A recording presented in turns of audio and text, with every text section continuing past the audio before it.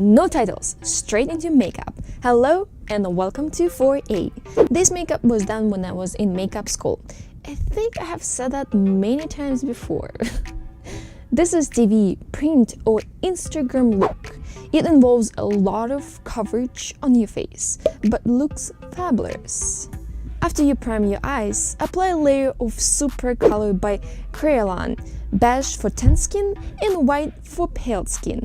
Then with small brush, apply gold MAC pigment or silver if you have fair skin.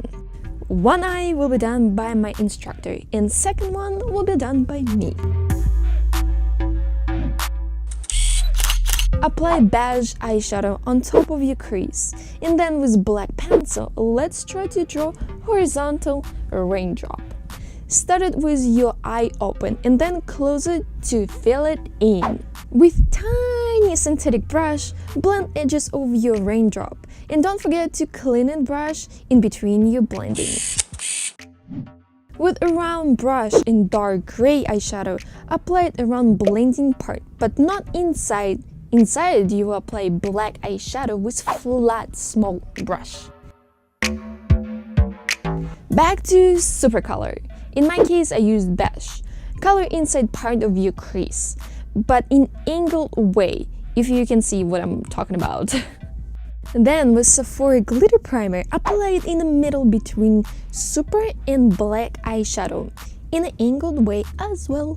With big eyeshadow brush, apply gold glitter. Now let's do bottom of your eyes. Same black pencil, apply it about halfway into your eyes. With same tiny synthetic brush, blend it just outside of your eye. Then dark gray eyeshadow outside of this line. And then fill it in with black eyeshadow using angled brush. Basically, you're repeating same steps on your low lash line.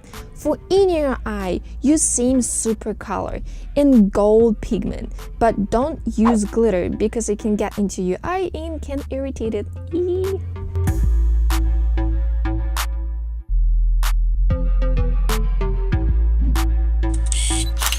Waterline with waterproof pencil. If you're doing waterline for someone, make sure you do it in 3 strokes and let it go after each, so person's eye won't get watery.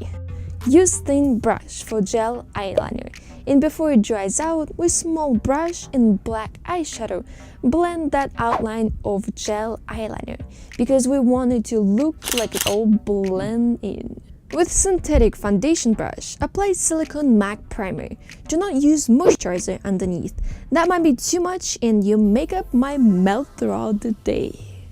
For your first layer of HD in-glow foundation, apply it with sponge, gliding strokes. If in-glow foundation is too thick for you, you can use 4Anastasia HD foundation and second layer with brush for better coverage.